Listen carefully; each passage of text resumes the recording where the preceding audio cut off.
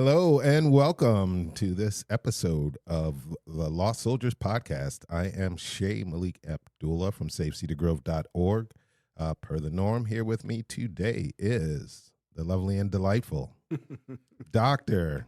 Tom Hanchett, Charlotte's historian. HistorySouth.org. That's right, HistorySouth.org. Charlotte's historian, all around good fella, and recent author for, I believe, the second time, Tom. Is that correct? Yep. I have a new book out called Affordable Housing in Charlotte, What One City's History Tells Us About America's Pressing Problem. And it's getting some interest outside of Charlotte as of this week, I'm excited to say. Well, which is fantastic, Tom. And then your first book, tell us a little bit more about that. I think the listeners It's should called know. Sorting Out the New South City, and it's how Charlotte became a big city and how it became a segregated city, both by race and also by income.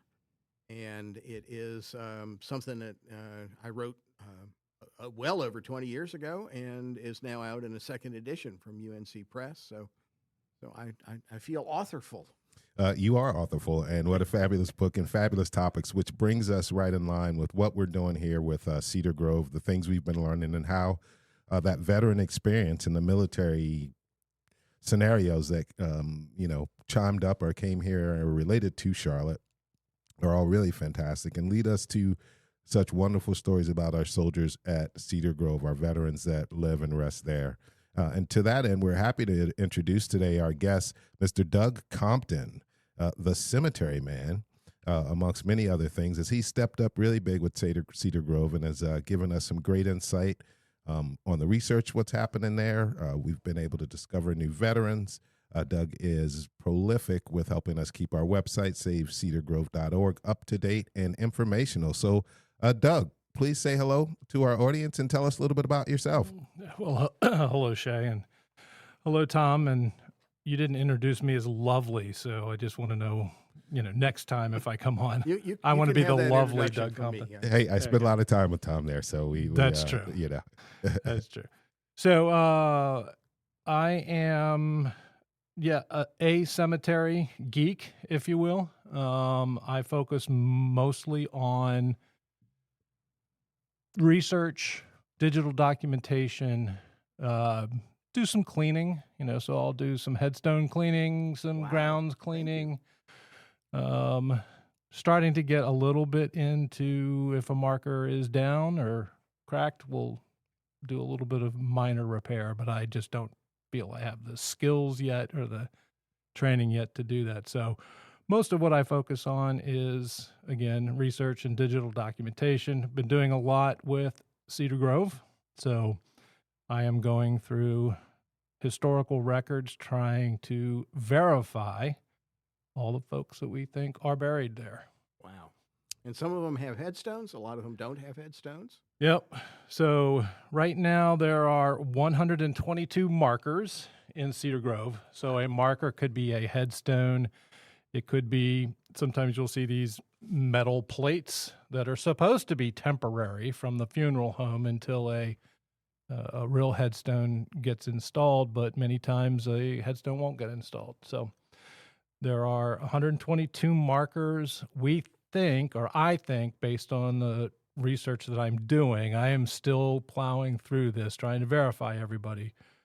But right now, I think we have 1,085 folks interred in Cedar Grove. Wow. Which is mind-blowing, Tom. Can you believe that? 1.8 acres. Wow. And with the research that Doug has done, one of the things that we know, and you're well aware of this, Tom, is that Cedar Grove at one point had a different name. It was called Cedar Hill Cemetery. And through my conversations with Doug and his work, we've found that there was another Cedar Hill. Is that correct, Doug? There are, that is one of the confusing things about cemeteries is they have similar names.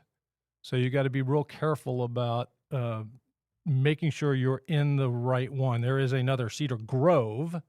I'm not sure about a Cedar Hill, but there is another Cedar Grove in the area. So do you have any idea why sometimes it's called Grove and sometimes it's called Hill? Yes. So it was originally done as Cedar Grove. So it was the Cedar Grove Cemetery Association that bought the land. It was 60 some acres originally. 67 roughly. 67, yeah. Roughly 67 acres. And then in March of 1957, well, sometime before March of 1957, 2.2 acres roughly was bought by Davidson Brothers, the funeral home, John C. Davidson, who is buried at Cedar Grove, and he renamed it Cedar Hill. So why he renamed it, don't know, haven't seen that in the research. But one of the interesting things is, as I've looked for, so one of the things I'll do to verify that somebody's interred there is find their death certificate. And the last burial there that happened in the late 80s says that they were buried at Cedar Grove. So it went from Grove to Hill and back at some point to Grove again. There you go. Yeah, as I've tried to track down people who, we know their headstones are there, so we're almost entirely sure that they're buried there. You look them up in the newspaper, which is my favorite research source, and it says they're buried in Cedar Hill, and sometimes Grove, sometimes Hill. There doesn't seem much rhyme or reason to it, and you've just given me a rhyme and at least part of a reason, which is really cool. This is the way research works. There are folks that think it's all out there someplace. You just have to open a book or flip a switch or click on the right spot. And really, what you do is you take little pieces of information and you add them together until you get a story. And the story getting is never finished. And so the fact that we're kind of in the middle of it here and finding out new stuff, this is the way the real world works in the world of history. Yeah. So there was an announcement in the Charlotte Observer or Charlotte News, one of the Charlotte newspapers, in March of 1957 that said, we are now changing our name from Cedar Grove to Cedar Hill, and come get a plot with us. Yeah, and I think that may be the same announcement right around the same time that we have the public blurb about the opening of the cemetery and its commitment to being a veteran cemetery.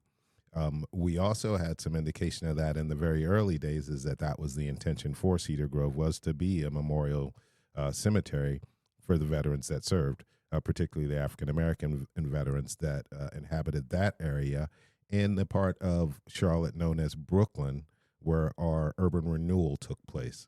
What we've found through a lot of this research is the addresses of the folks interred in Cedar Grove primarily encapsulate that once thriving area that was affected by urban renewal. So not only do we have these great veteran stories there, these people have grown up in a time of transition. They've been around the world to a significant extent, come back home, had to sort of relocate. And when Cedar Grove was founded in 1913, I believe, 1914, right around there, it was in the sticks. That was the boondocks. Way out of town. Way out of there. Now it'll take you about 5 minutes in a car ride to get there from uptown. Tom, I'm curious about how, we talk about how cities evolve and the big changes that have happened here. One of the cool things, Doug, just for you and your references, we've really been able to sort of tie the veteran experience to housing and how it was a big motivating factor and moved a lot of things around. But Tom, I'm just interested in how sort of that flow of people, why they would choose to be so far out at that time, if that was, by some type of benevolent design that made it more appealing to the folks, or how that would sort of shape up in that time period. Well, I'll say first that residential patterns in American cities have changed a lot more than you think they have. Today, at least in my growing up, many cities have a black side of town and a white side of town. They have a rich side of town, not so rich side of town. And that turns out to be something that didn't always exist if you go back in time. If you get back before about 1900, cities, particularly in the South, but other places as well, were pretty mixed in every area. And then there was what was literally called a white supremacy campaign around the turn of the last century, 1890s, that began this notion that particular people need to be on a particular side of the city. And so Cedar Grove is a little bit tied into that story, as is Brooklyn. Brooklyn in the early 20th century became the major black neighborhood, not the only one, but one of a number. And so the fact that a lot of the folks that we're talking about spent much of their lives in Brooklyn, that makes sense. And then on the west side of town, Johnson C. Smith University, historically black college from the 1860s, was a real magnet for folks who wanted to move out into the suburbs. There was a wonderful high school in the 1930s, West Charlotte High School. A version of that is still around these days. And so for a bunch of reasons, the area along Beatty's Ford Road on the western edge of the city, which initially had white neighborhoods and black neighborhoods, Seversville, if you know Charlotte, was a white neighborhood originally. Increasingly, as the 20th century went along, got more and more African American.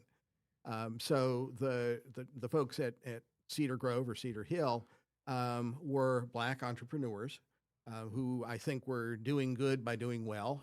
They were helping have a distinguished resting place for people, and in a time when segregation was getting uglier and uglier. And so that's a powerful thing. And putting it on the same corridor as Johnson C. Smith and as what eventually would become West Charlotte High School was another way of kind of giving honor to the dead in that world. Wow. Well, I mean, it seems like the perfect place of rest for people like some of our veterans, like O'Quinn Little. He was born in 1918, lived to about 1959. Johnny B. McLean, who we've mentioned before, we've found one of his relatives that is working at West Charlotte High, which Tom just mentioned. We've got George Booker McManus, Joe W. Pass, Ekman Christmas Peterbark. I love that name. Ekman was born in 1900, lived till about 1963. Say the name again. Ekman Christmas Peterbark. Wow. That is quite the name, right? Yeah. All right. So I'm going to have to work on some grandchildren because I got to use those somehow. James Pfeiffer was also one of our soldiers who was interred there, 1920 to 1958. Wade L. Potts, who we've talked about. We talked a little bit about him in one of our last conversations, 1919 to 1963. There's James Powell, William Taylor. We talked about Alexander Torrance Jr., George Wilson, Fred Abraham Woodford, 1894 to 1967. I just can only imagine some of the times that these folks have seen. But I like to read off and lift their names up. And it gives us a great transition to Doug over here, Mr. Compton, who has continued this research and who's helped us out substantially at SaveCedarGrove.org. And one of the new things that we've added is a veterans page. One thing I struggle with as we go through this process is keeping up with Doug. So apparently we started with 6 veterans. We jumped up to about 20. We thought we were sort of plateauing at 39 until I get an email from Doug a couple weeks ago. And what did that email say, Doug?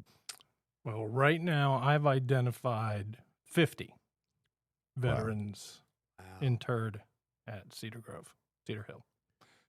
20 of them have known markers, so we're pretty sure, markers there, pretty sure they're buried there.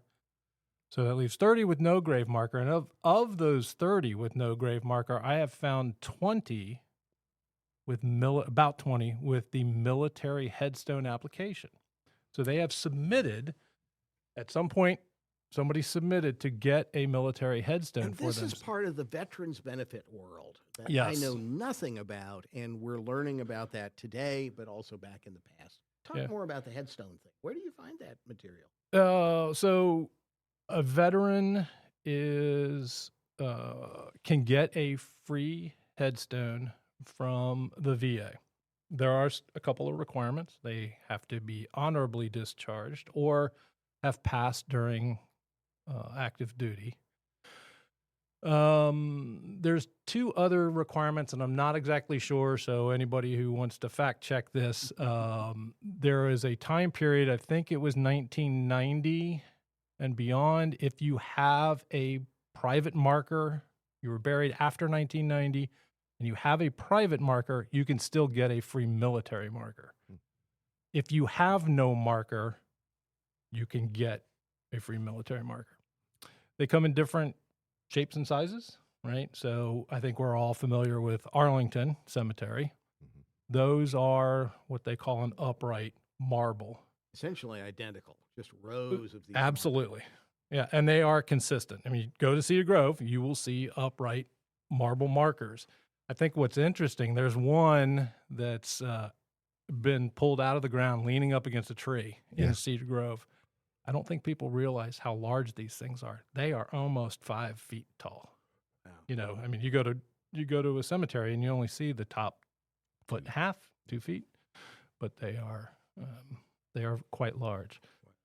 So yeah, a veteran is able to get a free marker from the VA, and there are a couple of different, again, shapes, sizes, and materials.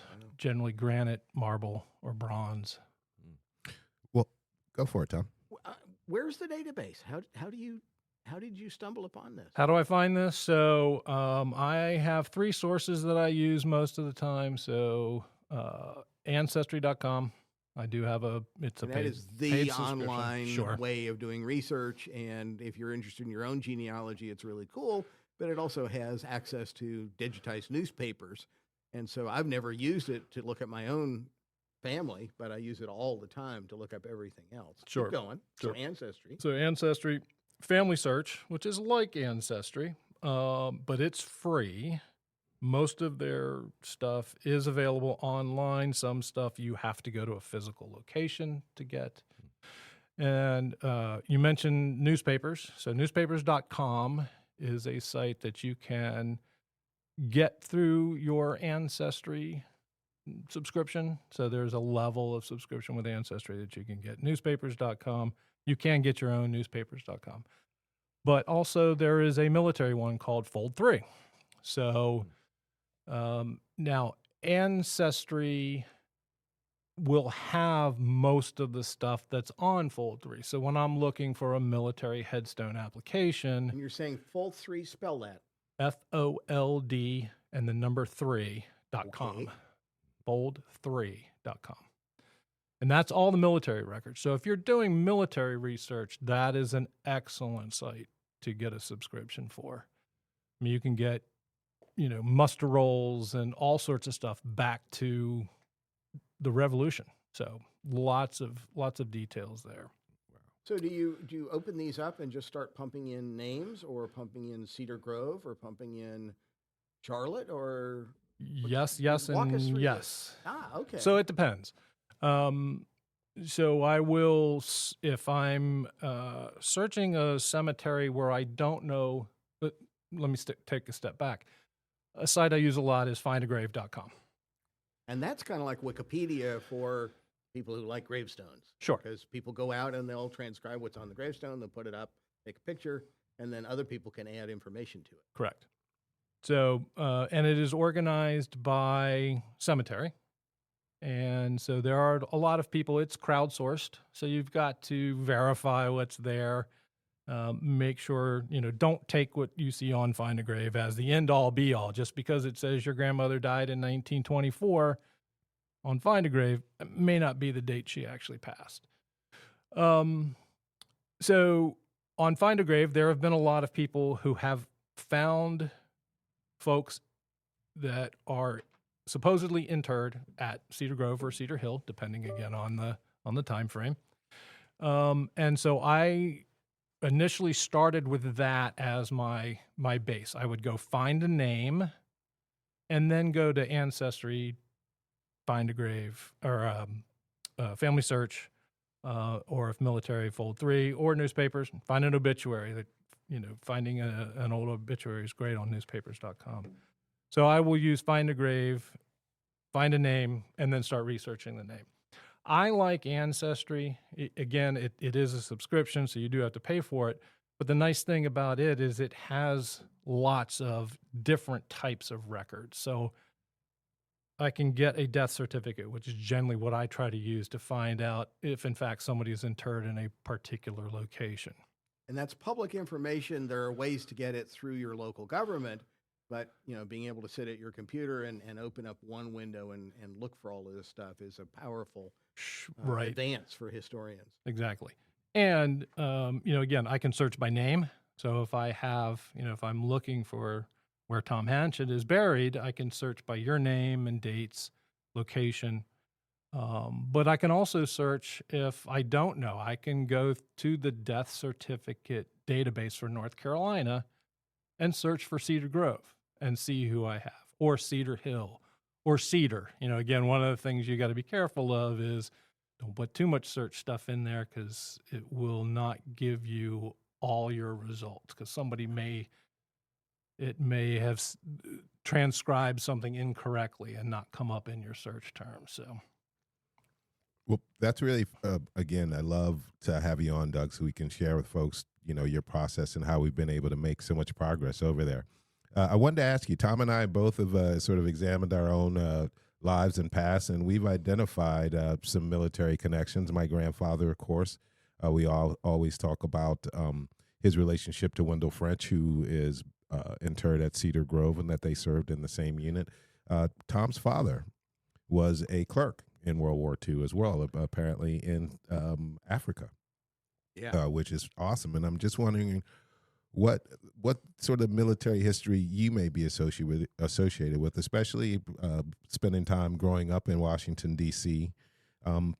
How's the military really sort of shown up in your life, if you don't mind sharing that with us? Sure. So I have military background on both sides of my family. My maternal grandfather, so my mother's father, was in the military. He saw action right at the end of World War II and then into Korea. So he was actually stationed in Korea for a period of time. My father's father was in the military, got out, and then the Japanese bombed Pearl Harbor. So he went to Pearl Harbor as a civilian to work for the military. So he wasn't a veteran at that time. He was a veteran, but he went to Pearl Harbor. My dad was actually born there in, I guess, 1944. So have an uncle that spent time in Vietnam, but that's about the extent. I mean, I know I have great-grandfathers and great-great-grandfathers that appeared as veterans, but don't know much about them. Well, Tom mentioned it earlier that we're here at Johnson C. Smith University, one a legendary and very old historically black college and university, and it has significant ties to our property that we're talking about and love is Cedar Grove Cemetery. One of the things that I found fascinating that I almost overlooked is the name of the school itself gives us those strong military ties. Initially called Biddle University. Josh Nypaver, who's our engineer here, was good enough to impart to us that Biddle was a Union soldier, as was Mr. Johnson C. Smith. So the connections to the military are pretty significant here. And then to take it further, we are learning more and more about Zachariah Alexander, proprietor of the original proprietor of the Alexander Funeral Home, which we talk about and still operates quite a bit today. He was the secretary of this first Cedar Grove Cemetery Association. Fast forward, his family buried, most of the people over there are buried by Alexander Funeral Home. So it's quite the sort of full circle story. And with the property being abandoned for so long and abandoned in 1973, that sort of separation of those stories has grown, which is why I'm really excited about what's happening at SaveCedarGrove.org and what you've been able to share there, Doug, and what you've been able to do to help us build that out. You mentioned there's 11 new soldiers there that we didn't know about a few weeks ago. Any particular insight or kind of fascinating stories that you might be able to share with us on those at this point? Yeah, again, or tell us how little you know. Yeah. Because that's Or that where you as well. start with almost nothing. Yes. So pick one or two of these guys and Yeah, so I'm currently not diving deep, right? So I'm going long, not deep.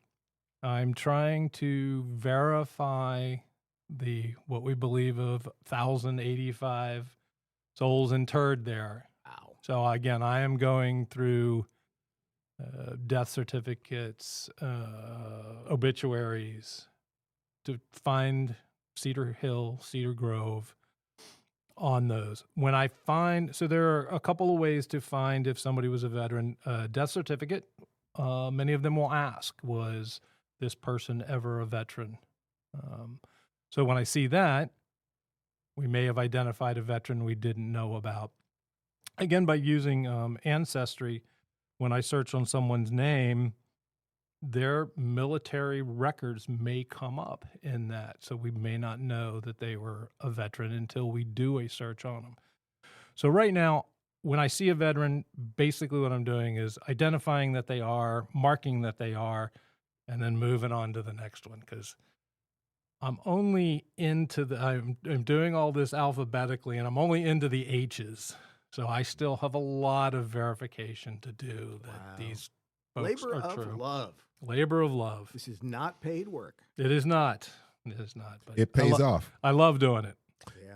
Well, we love that you love that too, Doug, because like I just said, it does pay off. I mean, these stories and what we've been able to see happen as a result of the cleanup work. We've worked extensively with Veterans Bridge Home to get a lot of the cleanup work done. So now the cemetery is accessible enough that we're finding families that are returning to honor their loved ones, and more activities sort of building up around that, literally just based on the visualization of the place that's possible now.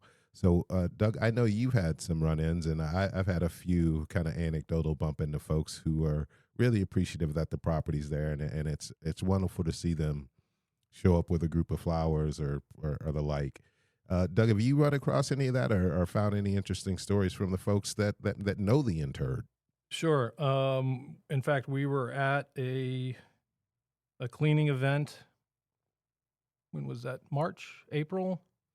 We had a cleaning event, and when all was said and done, I started packing up, getting ready to leave, and I saw two people just wandering through the cemetery. So I went and started to talk to them, and in fact, they had, I believe it was the gentleman's mother was relation to the Aries, Aery, who are there's several of them interred there at Cedar Grove. I'm looking for another one. There's a gentleman who lives nearby. We found his mother's grave. Franklin Montgomery was her name. So it's Franklin Montgomery is her name. Mm-hmm. She's buried near the back of the cemetery, right along the edge where the school is. And he came up while we were there at this cleaning event.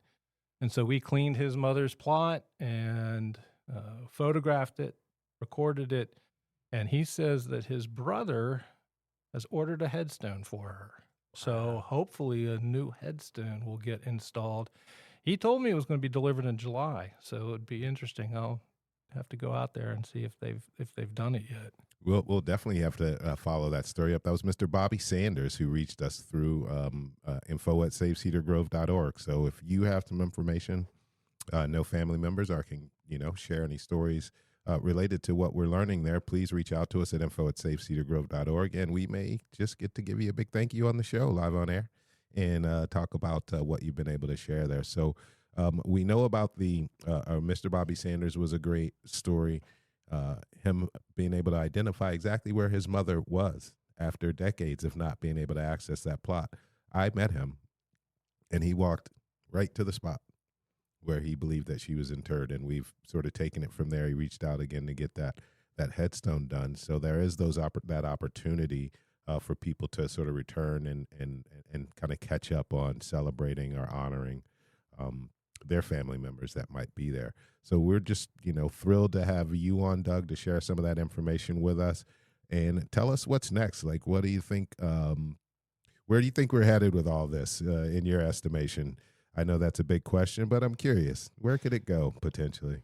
Well, I mean, I think, the thing with Cedar Grove is we just want to continue to tell the stories, right? So these people, like you said, they've been abandoned. I mean, this cemetery was so overgrown.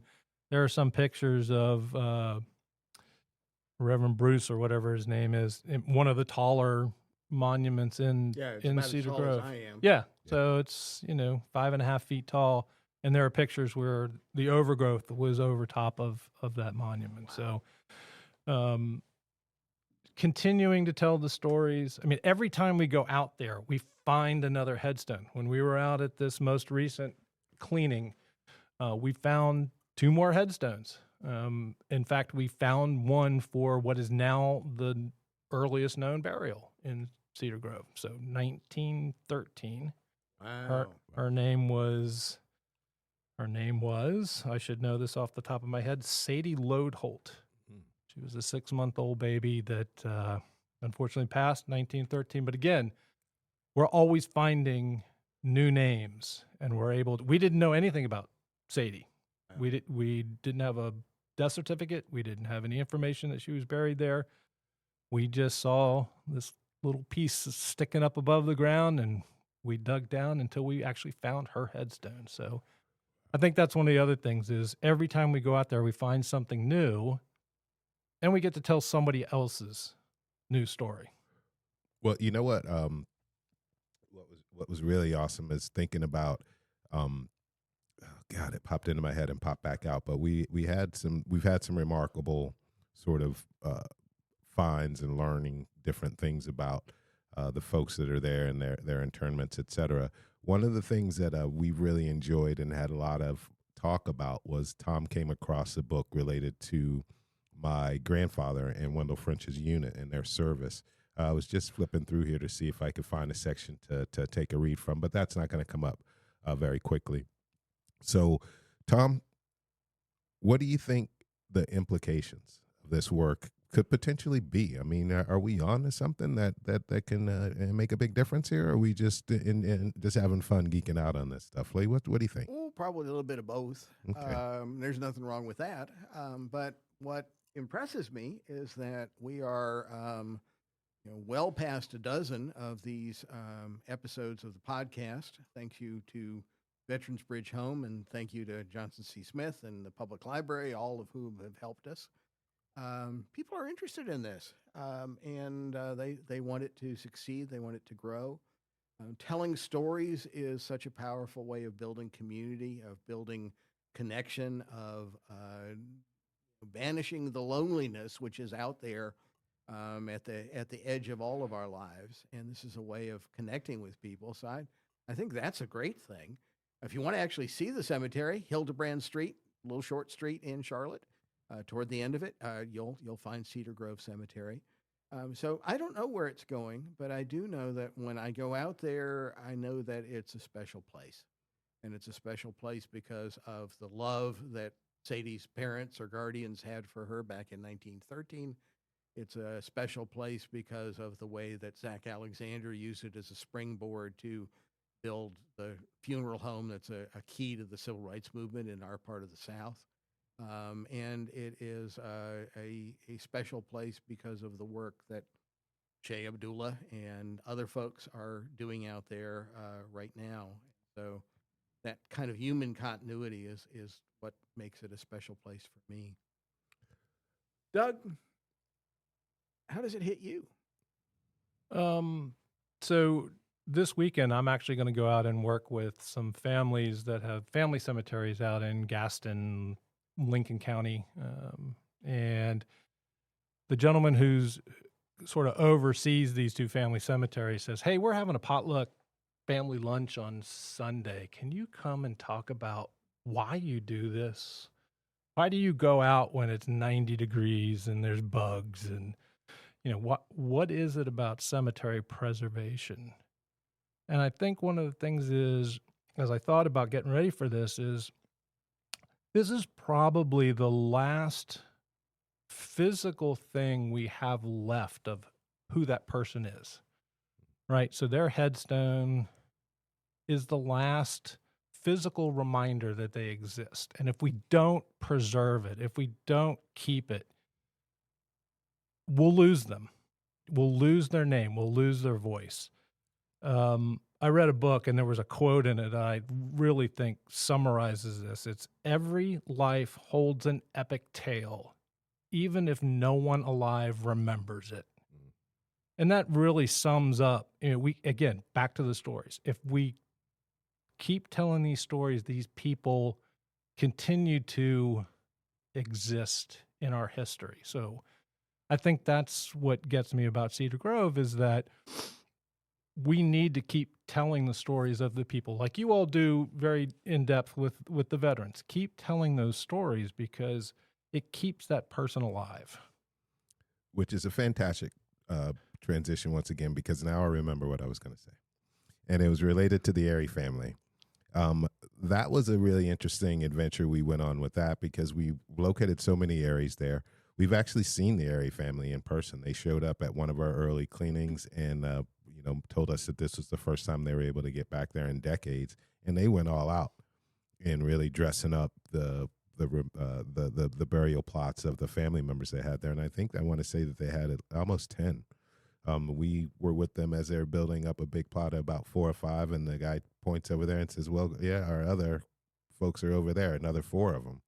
But we always thought Lusco was there, and we did some research on Lusco, and we found like fantastic stories about Lusco Airy and him serving in the Spanish-American War, and we were dead set and certain that we had a Spanish-American War soldier in Cedar Grove, only to find through a lot of Doug's work and J. Michael Moore, who's a fantastic historian and does a lot of work with us. We can't wait to have him back, that Lusco isn't buried at Cedar Grove. And it was Doug, I think, that tracked him down and found through his marker application, I believe, where he is, which is in Charlotte, but it's not Cedar Grove. Right.